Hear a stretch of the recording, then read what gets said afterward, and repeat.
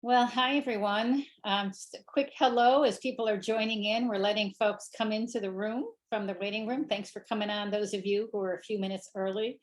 I hope many of you were able to join us in our first deep dive, which was, I thought, really fantastic, amazing questions, really diving into some fantastic issues. Really, really looking forward to doing that again in this next session. We'll give people just a minute to get on, but in the meantime, uh, thank you for joining us. It's good to see so many fantastic folks. I see a number of old friends and many new friends. I see a number of people who were really active with us on the first session, and I thank you for that. If you were not with us on the first session or earlier yesterday for our storytelling portion, those are going to be available online. So great to see the numbers climbing. I'm going to go ahead and kick it off so we can get to the exciting and fun part of the afternoon. We've reached the final segment of this year's survey's result release event. To those of you who were at the first deep dive, welcome back. To those of you who are joining for the first time, I am Kathy Roth-Duquet. I'm the CEO and founder of Blue Star Families. Thanks so much for joining us. This final segment marks an important moment from where we start to brief these findings out, give our policy recommendations to our policymakers, both in the Pentagon, the White House, the Congress, and to the state level. But the input we get from you now will help us with formulating all of that.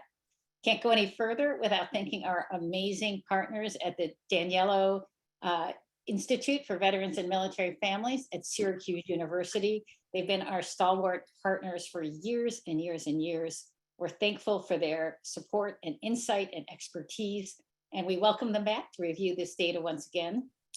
So I am now very excited to introduce a true leader in our field and a good friend, our guest speaker, Mrs. Shireen Brown. Shireen is married to General C.Q. Brown Jr., the Chief of Staff of the United States Air Force. Shireen is a staunch advocate for airmen, spouses, and their families, and really the entire military community. In her commitment to our community, she's launched the 5 and Thrive effort, which highlights the top 5 quality of life challenges affecting military members and families, including housing, education, childcare, spouse employment, and access to healthcare.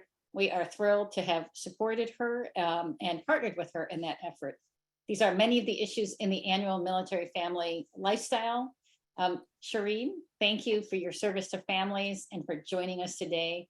We love seeing you at our events, and we're grateful for your leadership. Well, Kathy, am I on? Yes, I am. Thank you. Just trying to make sure that the technology works, at least on this side. Well, thank you, Kathy, so much for that warm introduction. I am so honored to be here today as a military spouse, an advocate for our military and veteran connected community. General Brown and I have lived this military life for quite a while. First, as children of military families, CQ with an Army family and me with an Air Force family. And together, our journey has spanned more than 3 decades. During that time, our family has faced both rewarding and challenging times. From frequent moves to deployments and separations, military life can be tough on families. And add in the fact that we are an EFMP family and our dog Max along for the ride, that means our checklist has grown longer, and it ensures that our family is completely covered. The quality of life demands on our families are real. Housing, childcare, healthcare, spouse employment, education, just to name a few. While the order of these issues to be presented here today vary in priority and degree from installation to installation, these issues repeatedly rise to the top of the list of daily challenges for our families. We all can understand how one area of concern easily influences another, creating a potential cycle of struggle. However, we have also experienced amazing support and strength of our military community. Over the years, I have many stories of my military community, both then and now. Do any of these situations sound familiar to you? having my battle buddies during long deployments and separations for support, having friends scope out possible rental homes at an inbound location, networking with spouses for possible job opportunities at that next duty station to cover all my options, or even having a military spouse come to my aid when I forgot my military ID at home upon entry at a military installation. Having connections, no matter the size of the need, is comforting and relieving. It reminds me of that Toy Story song, "You Have a Friend in Me." Your military community has a built-in understanding of challenges we face, and we want to just help one another whenever we can and however we can. I am passionate about advocating for military families and improving policies and challenging areas that affect us, especially in quality of life. That is why my team and I created the Quality of Life Initiative 5 and Thrive. Our goal with 5 and Thrive is to consolidate resources, highlight preventative measures, share best practices, and foster community partnerships while promoting the exceptional value of our military spouses, who are the subject matter experts in quality of life. The data gathered from the Military Family Lifestyle Survey is critical in helping us understand the needs of military families and can aid in shaping the future of our military support. It also confirms the challenges to our military families that continue to be in the 5 major focus areas of my 5 and Thrive initiative: childcare, education, healthcare, housing, and spouse employment. These 5 areas play a vital role in the current recruitment crisis, and they impact military families' financial security as well. Quality of life is important to all of us, and we need to partner on quality of life efforts to support our military connected families on and off the installations.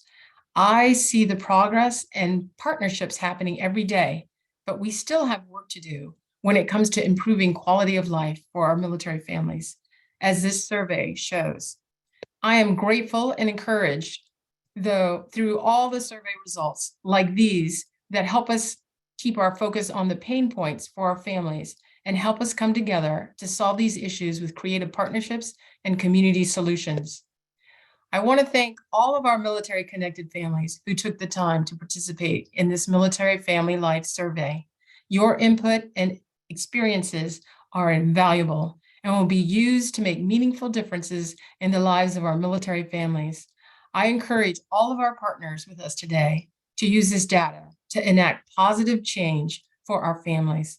So let's dive into the data with the Blue Star Families Applied Research Team and explore how we can best support military families. So now I have the honor to introduce our data presenter, Dr. Jessica Strong. Dr. Strong leads the Applied Research Team and has been analyzing the annual Military Family Lifestyle Survey for 4 years. Dr. Strong holds a master's degree in social work from Fayetteville State University and a PhD in social work from Rutgers University, which she uses to advance the research available on understanding military family issues and how helping professionals can support military families. Dr. Strong is an active duty Army spouse, and many of you are probably very familiar with her now from her moderation of yesterday's panels, as well as the previous data deep dive. Everyone, meet Dr. Jessica Strong. Thank you so much, Mrs. Brown, for that lovely introduction and for the kind words about the survey and the work that the team does and Blue Star Families does in general. I think it's important. It's an amazing thing to be part of this team, particularly as an active duty spouse who's living the life in addition to studying it. I also want to echo your thanks for the 9,363 people who respondents who took the survey this year, who literally cannot do this work without your voices. And that's why we're here, is to elevate your voices to people like Mrs. Brown and others who can implement change and use that data to make life a little bit easier for military and veteran families. So with that, I want to start off with some introductions and ground rules. If you were with us in the last session, this will sound a little familiar, but for the people who are new, I want to share this with you as well. So I'm glad you were all able to join us here today. I hope you were able to join us for the first one and for the panels that we had yesterday. That was a delightful set of conversations that I was able to have with our panelists. But if you weren't, you can catch the recording. We'll be posting that on the website soon. The purpose of this particular deep dive is to provide some additional data around the topics related to yesterday's panel on supporting military families. So we were able to share a tiny little bit. Whenever we do these panels, I can share little drop stats here and there, little bits of information, but there's so much more data to share. So in this deep dive, we have 3 goals. We want to present additional data relevant to the topic from yesterday's session. We want to answer questions about the data, about the report, about how this report is used, about how we develop policy recommendations around it, all great questions that we got in the last session. And we want to provide an opportunity to sort of discuss back and forth within the chat on some of the issues that we are seeing. Because this is a live session, our research team does their best to answer questions. If you saw them in the last session, they were flying through these questions and answering super quick. So, but there are always going to be some questions that either we don't get to in time or require some additional digging. So we may not be able to provide an immediate answer for those things. If the team cannot provide an answer in the session, trust we are taking notes. We will be able to respond in a follow-up email. So we'll send an email after this session is closed. Not immediately after, you got to give us a little bit of time to compile and put the answers to the questions together. But we'll send a follow-up email with the questions that were asked, answers if we're able to answer, and copies of the slides, as well as links to the report and the executive summary and the comprehensive infographic. So we'll have all of that to share for you after the fact. One thing to note is that often when we are drilling down to smaller and smaller sample sizes, smaller and smaller groups, the samples are too small to responsibly report. But if you ask questions, those questions can help us provide some direction for future survey iterations. I think I said this last time, but the beauty of an annual survey is that if we explore something this year and we didn't quite get all the answers we want to get and it provokes more questions, we can ask that next year. So continue to ask your questions, even if we don't have the right answer or the answer at this moment. So on that note, I'd like to share that our Blue Star Family's next Military Family Lifestyle Survey launches on May 24th. We hope you will help us share it broadly so we can continue this work and continue to elevate the voices of military families. So here are some ground rules. 1, to ask a question, please type it in the chat. We have many team members who are standing by to respond to questions in the chat or to direct them to my attention to ask or answer in the discussion part. We will also be recording these questions so we can send that follow-up email afterwards. 2, please be respectful and considerate when you're framing your questions. We obviously will need to remove vulgar or inappropriate or inconsiderate participants. I don't anticipate that to be an issue, but I've got to lay out the groundworks ahead of time. 3, we know that these stats and these findings that we share, they're not just data points. They reflect real people's lives. They reflect real people's stories and struggles. So we welcome those experiences if they evoke your stories of your experiences. If you want to share them, please share them. We would love to connect you with our storytelling team and collect those stories. Often we use data to make a point and to help continue to advance policy, but data plus stories is much more powerful than data alone. And finally, as you probably have already noticed from the Zoom pop-up that you might have seen, I'm providing another friendly reminder that this session is being recorded and will be shared. So thank you again for joining us, particularly for joining us for a second or a third time in the past couple of days. At this time, I'd like to pass it over to Roger Brooks, who is going to give us an overview of the data, an overview of the findings in the data presentation. Roger, over to you. Thank you, Jessica. I appreciate it. And Brooke's going to be helping me out by sharing our PowerPoint slide. Brooke, perfect. Thank you. So today we're going to be discussing a little bit more in depth some of the small data points that Jessica was able to provide yesterday in variables that make up supporting families. Can we go to the next slide, please? Brooke? Perfect. Thank you. So when it comes to support circles, we know that 85% of respondents reported that they had close friends or loved ones who were experiencing one or more stressful situations. What we found were a higher proportion of individuals that identify as LGBTQ+ had reported having a friend or loved one experiencing a mental health crisis. So it was 40% versus 20% 40% versus 22% of individuals that did not identify as LGBTQ plus. Substance abuse, 23% versus 14%, and or an abusive relationship, 22% versus 12%. 1 in 5 respondents reported having a friend or family member who expressed suicidal ideation or suicidal thoughts, made a suicide attempt, or died by suicide in the previous year. One of that, only 1/4 reported that they felt comfortable helping their friend or loved one through a mental health crisis. A slightly higher proportion of respondents who reported they had a friend or loved one experience a mental health crisis, such as suicidal thoughts or attempts, said that they felt very confident helping a friend or loved one getting through that mental health crisis. Next slide, please. So when we look at relationship satisfaction, it's going to come as no surprise that it's a cumulative stressor. What we found is significant findings were differences in relationship satisfaction in these subgroups related to spouse employment, child care, and financial security. So that respondents who were employed, either part-time or full-time, had statistically significant higher mean relationship satisfaction scores than those who are not employed but wanted to be employed or needed paid employment. Respondents who need childcare or reported needing childcare are always or sometimes able to find that childcare and to meet their needs had statistically significantly higher mean relationship satisfaction scores than those that weren't able to.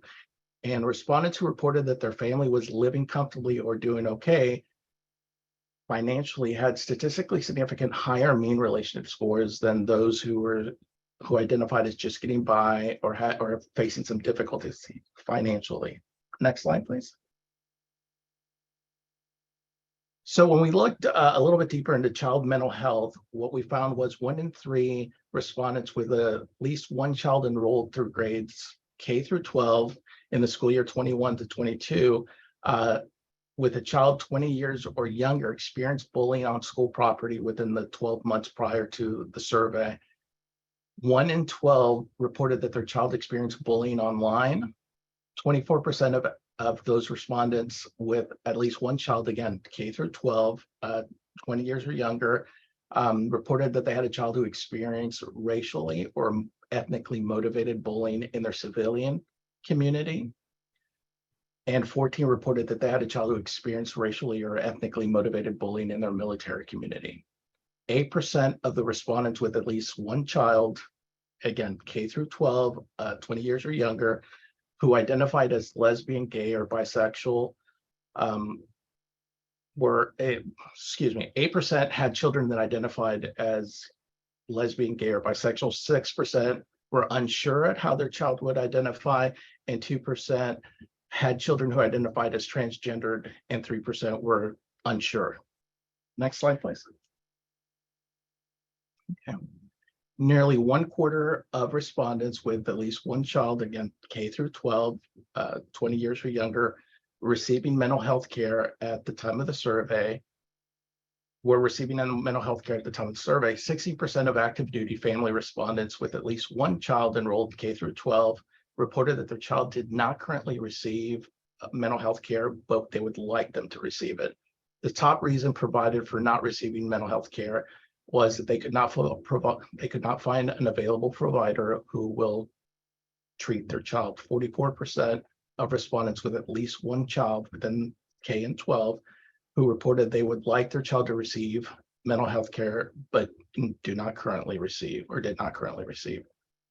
Of active duty family respondents with at least one child enrolled in grades K to 12 who reported their child was 20 years or younger, and it reported receiving mental health care, 1 in 4 rated the quality of care as excellent.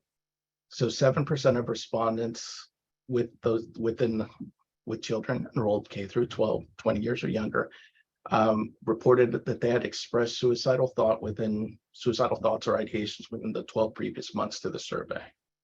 Next slide, please. So when we look at this additional variable of spouse employment compared, and again, this is going to be repetitive for the folks that joined us in our previous deep dive, compared to their civilian counterparts, spouse respondents are still reporting lower levels of participation in the labor force. 65 versus 72%, and experience unemployment levels 3 to 4 times greater, 21% versus 6%. That unemployment rate disparity increases when active duty spouse member is of color. Next slide, please. Approximately 1 in 10 respondents who are working either full-time or part-time experiencing low food security in 12 months prior to the survey. 1 in 4 respondents who are not currently working but wanted to work. So that's say, so 2/3 of spouse respondents who had been employed prior to their most recent relocation, 68%, reported that they were not able to maintain their employment through the relocation. Next slide, please. So looking at childcare, for active duty spouse respondents who are working, 72% indicated that they would need some form of childcare, but only 38% said that they are able to find childcare that works for their current situation. Among employed active duty spouse respondents who need daily childcare, only about half of those respondents are able to find childcare that works for their current situation. 15% said that they were unable to find a childcare situation that worked for them. A greater proportion of employed active duty spouses who need full-time daily childcare and completed all of their work remotely were able to find care that works for their needs, in comparison to 56% of respondents who are working in a hybrid format and their counterparts who completed all their hours in person. Next slide, please. Okay, diving in a little bit more childcare. The top reason given for spouse respondents who are not currently employed but need to work as to why they're not working was that childcare was too expensive.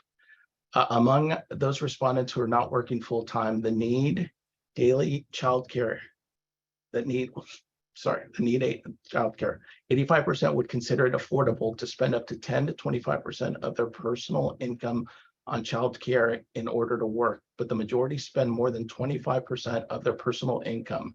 24% were paying 26 to 50%, and 25% are paying 51 to 100% of their personal income on childcare in order to work.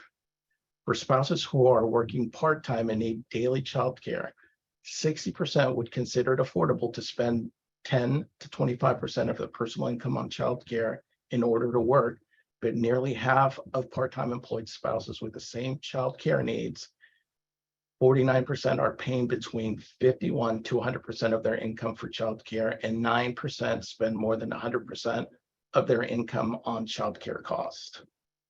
Next slide, please. Perfect, and I know I flew through that, but I'd like to hand it over to Rachel Lisner, one of our partners at the D'Angelo Institute for Veterans and Military Families at Syracuse University, for some additional information on this topic.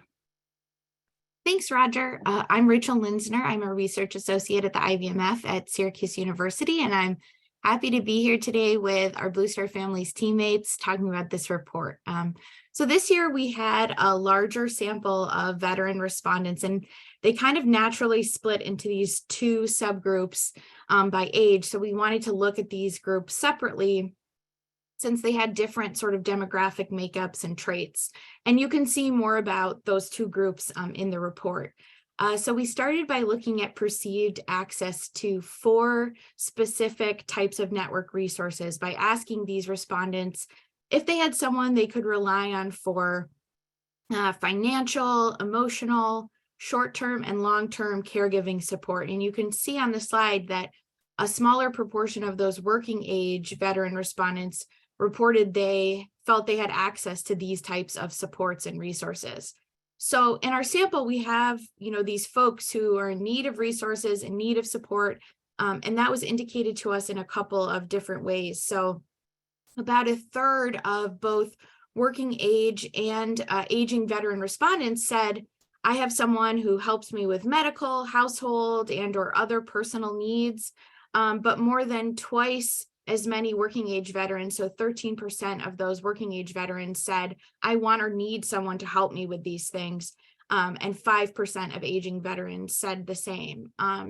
Similarly, we had a greater proportion, this time 14% of those working age veteran respondents say that they'd like to receive mental health care, but they were not currently receiving it.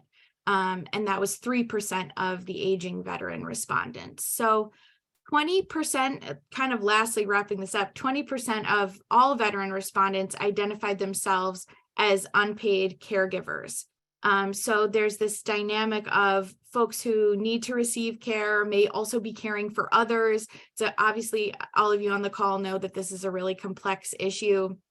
And overall, these results suggest that many veterans need access to these types of resources and support, and they may also need help developing long-term care plans for themselves and maybe for others as well. So others that they care for. So that concludes the presentation portion of this deep dive, and I'm going to pass it back to Dr. Strong to start the question and answer portion. Thank you so very much, Rachel. It's always a pleasure to work with you, and we've been working with your team for years now, and really enjoy and value this partnership that we have together. So I'm going to just dive into some of the questions that I see in the chat. Some really good questions already on childcare. So the first one that I see is there any data that lends some insight into where families who have secured childcare that works for their situation are accessing that childcare? Are they using the CDC, the in-home childcare pilot, or non-affiliated military care? So I'm going to answer that with we have asked that question before about where families are accessing care. I don't know that we asked it this year, and I don't have it off the top of my head. Most of the time, most of these stats I can pull off the top of my head, but not this one. This is one that we will definitely have to answer in the follow-up email. And it may be in this year's survey, but it may be in a previous year's survey that we can provide some insight into that. But great question. The next question that I see on childcare is, were the childcare cost questions asked as a percentage of household income or just spouse's income? That is an excellent question. Glad you asked that, picked up on that and asked that.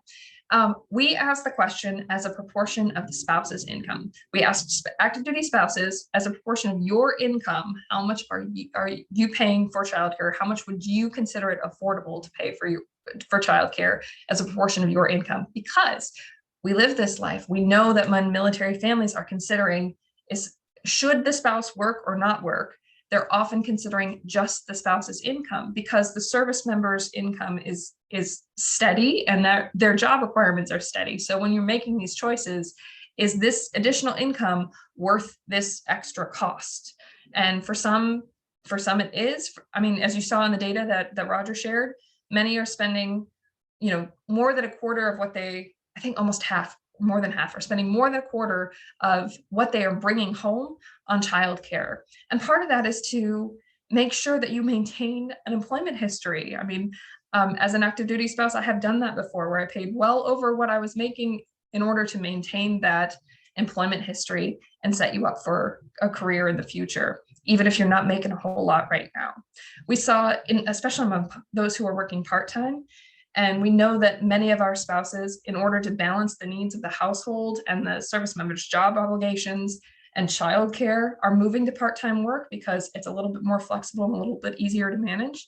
We saw that 1 in 10 of spouses who were employed part-time and needed childcare were spending over 100% of what they're making on childcare so that they can continue to work.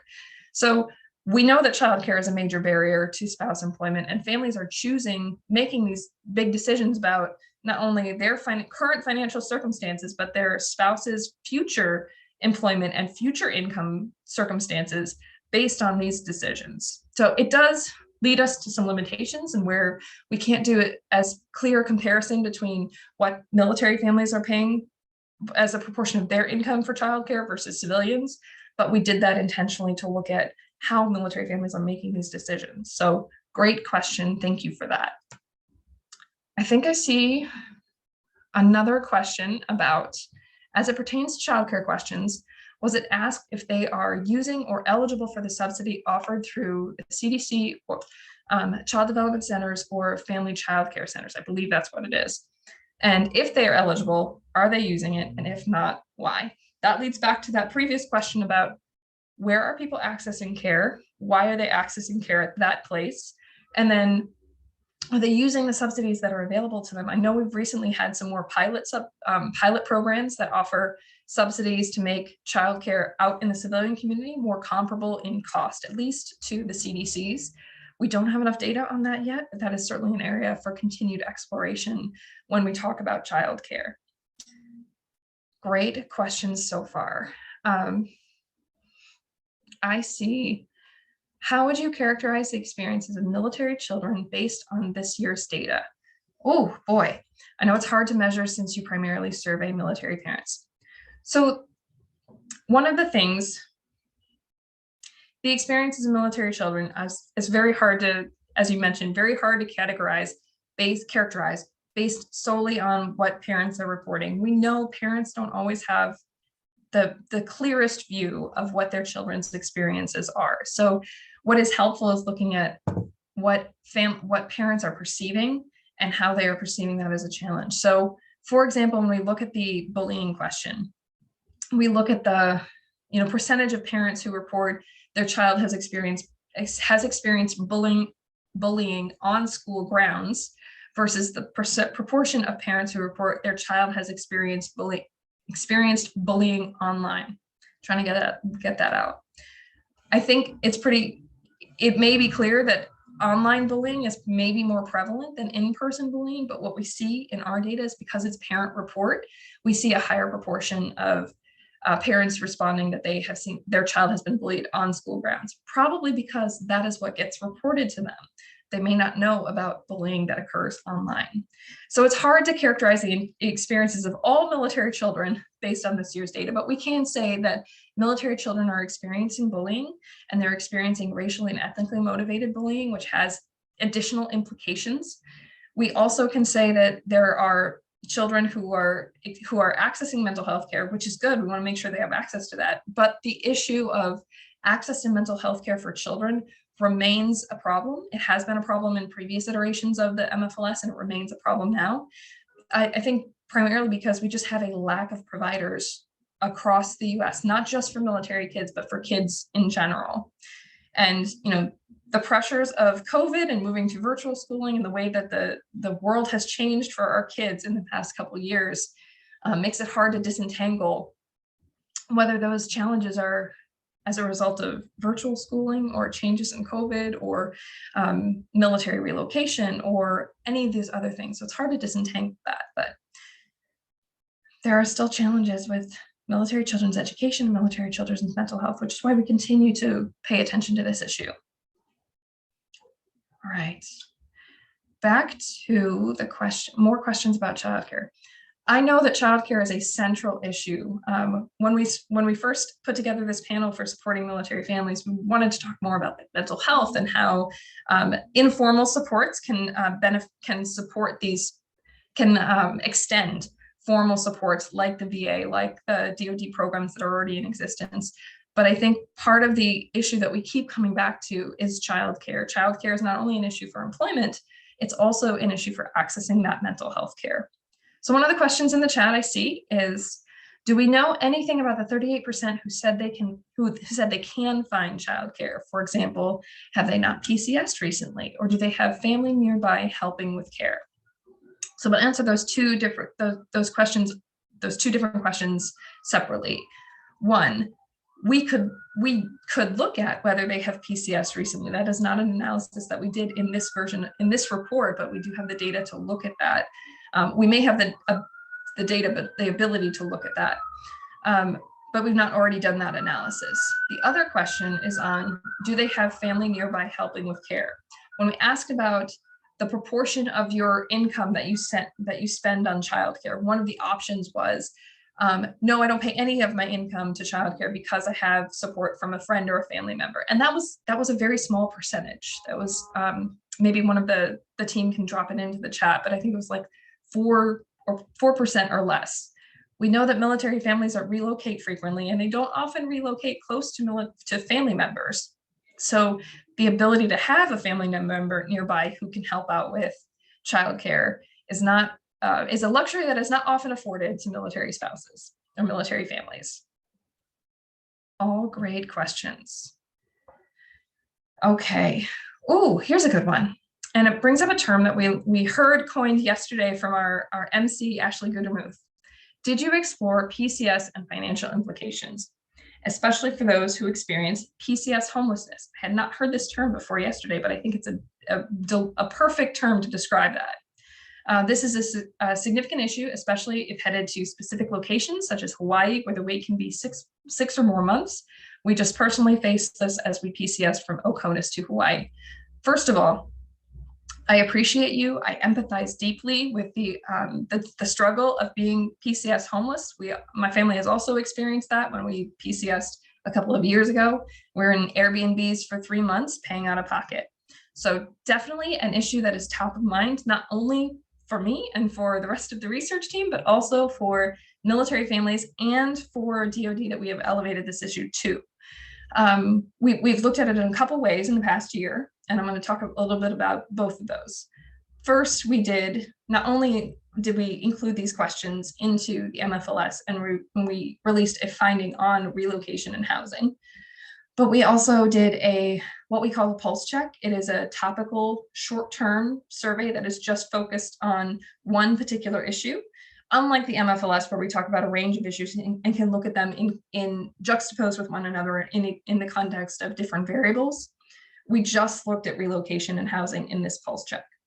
And in that, we looked at how long were families in temporary housing for. Let me clarify what I mean by PCS homelessness. This term, as I came to understand it yesterday, means when you have moved to the new duty station, but you are not yet in your permanent housing. So you are in temporary housing for an indeterminate amount of time before you move into something permanent. So you have a place to stay, but you don't have your home yet. So this could be staying in hotels, staying in Airbnbs. For many people, it's staying in an RV. So it's homeless but sheltered, if that makes sense. So we asked in this pulse check and in MFLS this year about how many days were you in temporary housing while you waited for your permanent housing. We know that at the time that we did the survey last year, the temporary lodging expenses, you could get reimbursed for temporary lodging expenses up to 10 days of those hotel costs or Airbnb costs or whatever they were. But after that, it's out of pocket. So we wanted to know how many days are people actually staying in temporary housing, and does it overcome that 10 days or not?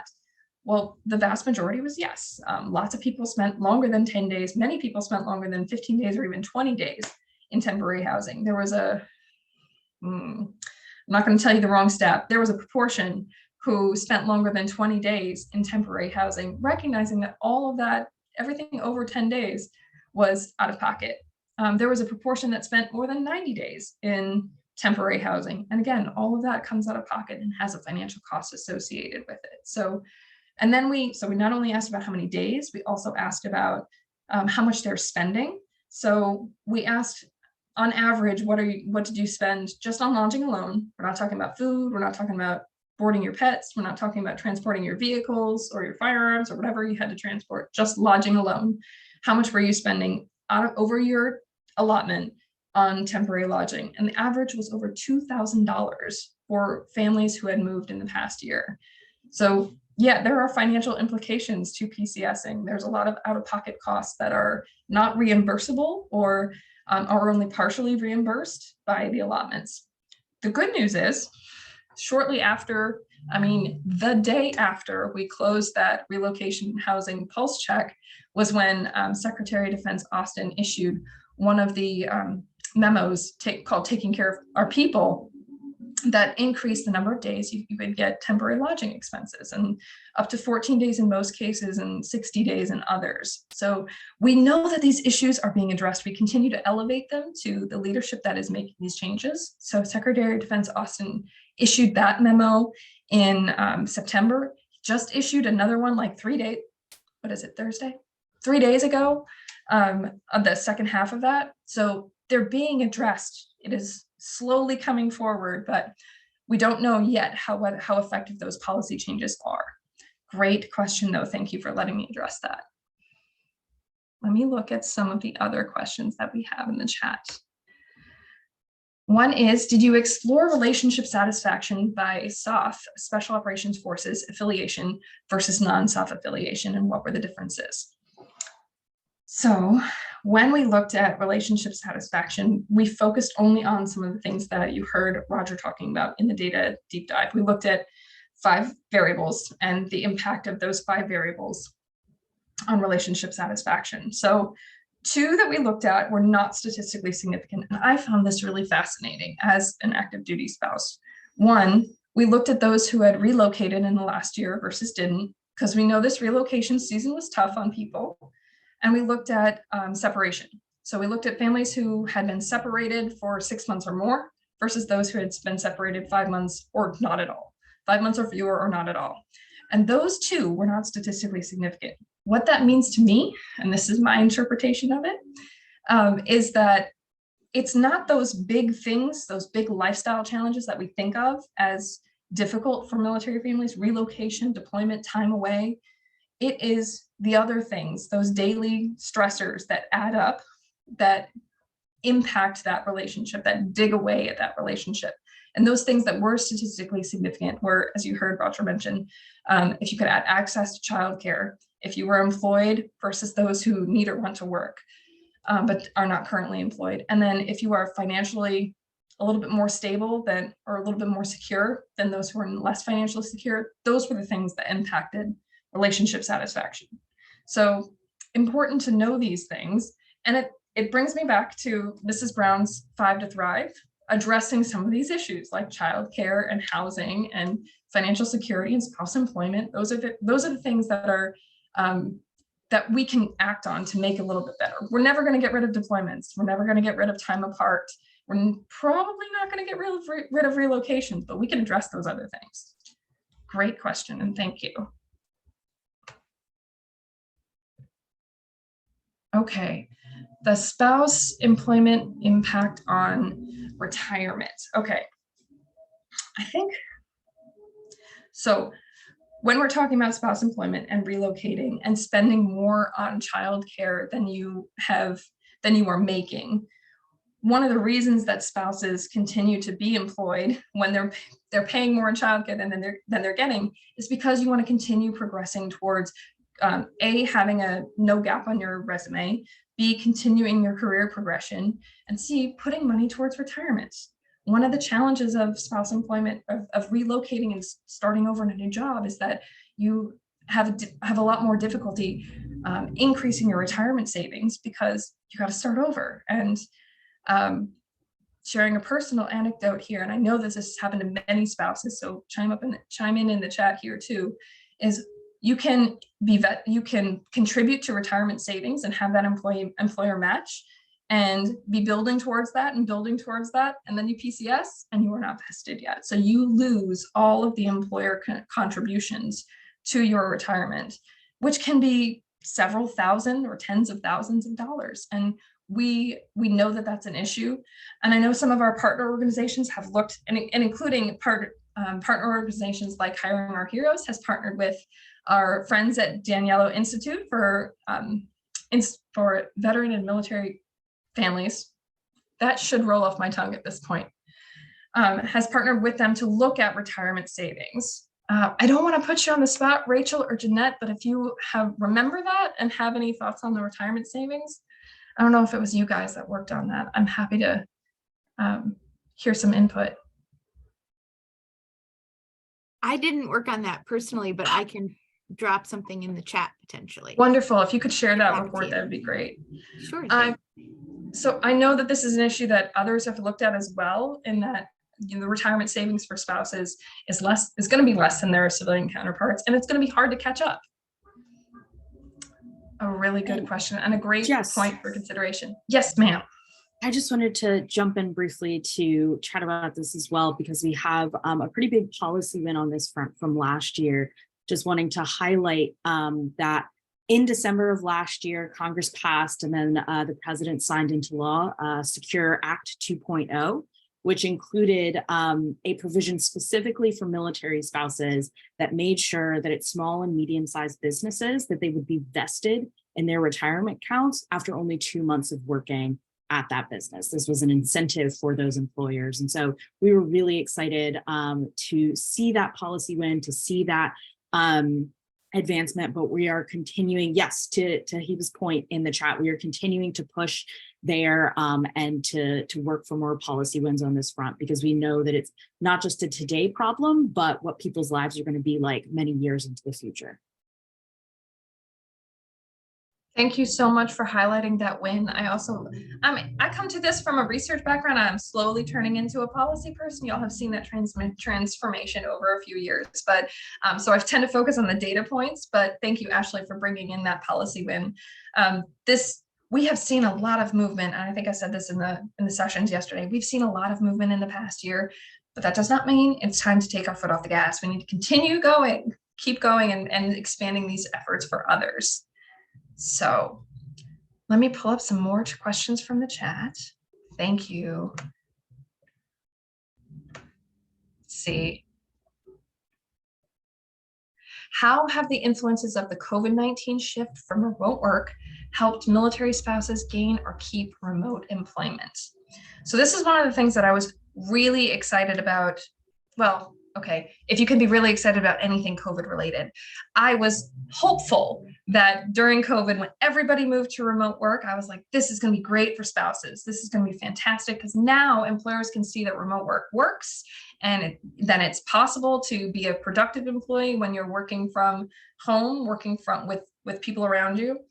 And we've seen some movement towards that, as Roger illustrated in the data deep dive. We've seen a lot of movement towards remote work, towards flexible work, towards self-employment, towards part-time work, in order to balance all the other things that you have to balance.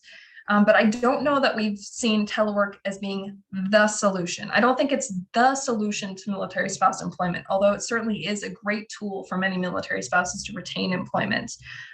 Being able to work remotely and retain employment through a PCS can counterbalance some of those relocation costs. Like the only reason, not the only reason, but that when you're spending several $1,000s because you're PCS homeless and you are employed, you can afford to spend to be PCS homeless for several months at a time, rather than having that extra relocation cost impact your family's savings and potentially put you into financial struggle at that point.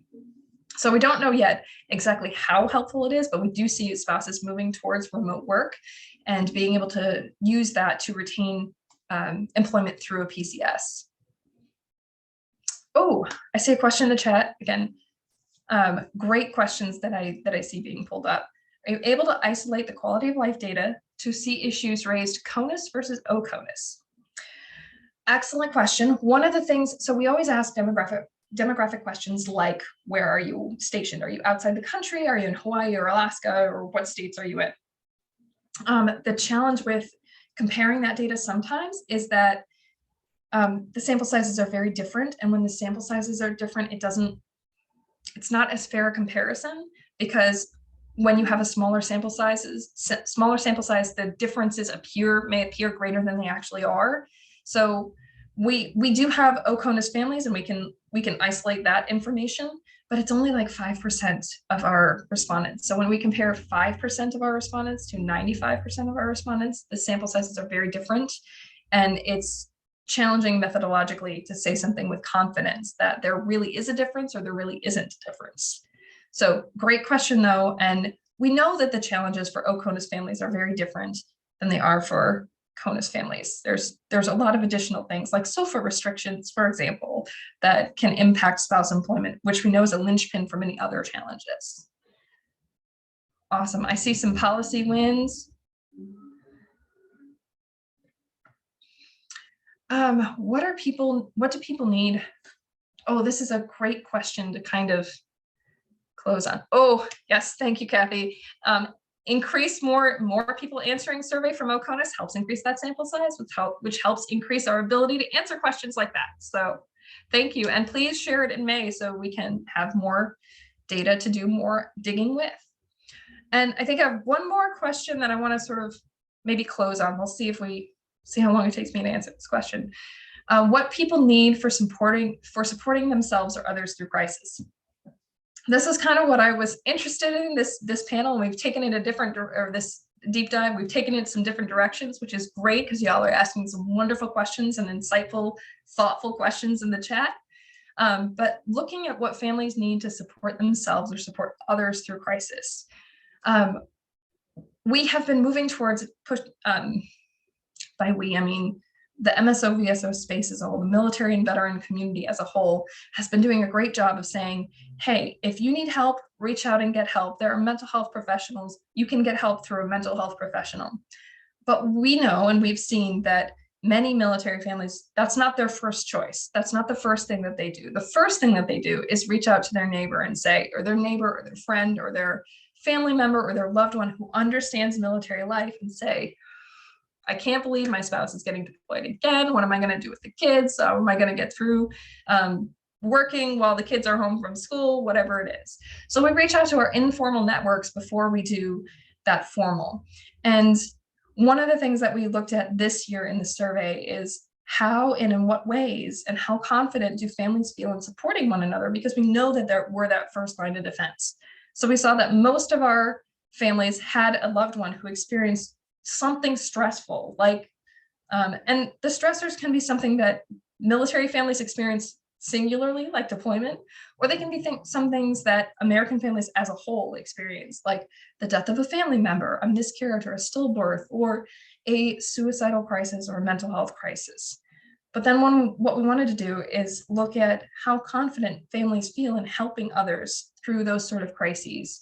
And only a quarter of our active duty family respondents said that they felt very confident in helping somebody through a mental health crisis like a suicidal ideation. But we know that this occurs in families. 1 in 5 knows somebody and has an adult friend or family member who expressed thoughts of suicide, had a suicide attempt, or died by suicide in the past year. So it's not uncommon. What we find is that families really want to help. They want to be supportive. They want to help each other through it, but you don't know how. You don't know what to say. How do you approach this conversation? How do you talk to a veteran about how you need to store the firearms safely in another way, or you need to do something, you need to access some care? So one of the things that we have done, and I think is really powerful and something that can be recommended to other organizations, is building on empowering these natural supports. So we've developed this Boost Our Family Support Circles. It's called Upstream Solutions to Crisis. It is a cohort. It's a non-clinical facilitated peer group where you can learn about how to talk about mental health. What is mental health? How to talk about mental health? What are some of the suicide warning signs? And then more importantly, what can you do? How do you do a crisis response plan? How do you talk to your veteran about getting into care? How do you talk to them about storing firearms safely and lethal means safety? Melissa Como, I see you in the chat. Thank you. You've been a valuable partner for this Support Circles effort, so thank you very much.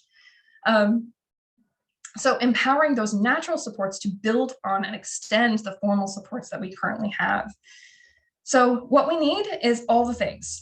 What we need for families to support themselves and others through crisis is all the things. We need mental health care for sure. We definitely need formal supports like the DoD's programs that already exist. And we need our informal supports, our friends and family, to know what to do and what to say and how to help. And that's what we are working towards. And that's what I think others are working towards. Patty Barron yesterday talked a lot about this as well, and some of the things that the DoD is doing to help. So I think we have time for maybe one more question, but that was one question I really wanted to get to make sure that we addressed in this. One is, what is the survey saying about underemployment? Underemployment is an issue that we didn't get into as much, but it is related to this retirement and investments, or retirement savings issue. Is that if you are persistently underemployed, which military spouses often are, about 2/3 of our respondents, our active duty spouse respondents, report that they are underemployed in some way, whether that is they are paid less than they were in a previous position, they're working, they're working in a job that doesn't use their full education, something along those lines. And when military spouses are chronically underemployed, obviously that impacts their earnings and their earnings growth over time and their income trajectory. So we see that this is a consistent issue for us. And this is a good time for me to open up the floor to others to ask questions, to some of our team members to answer other questions. I think I'm getting a little bit of background noise. So are there other questions that you guys have seen in the chat that you want to address?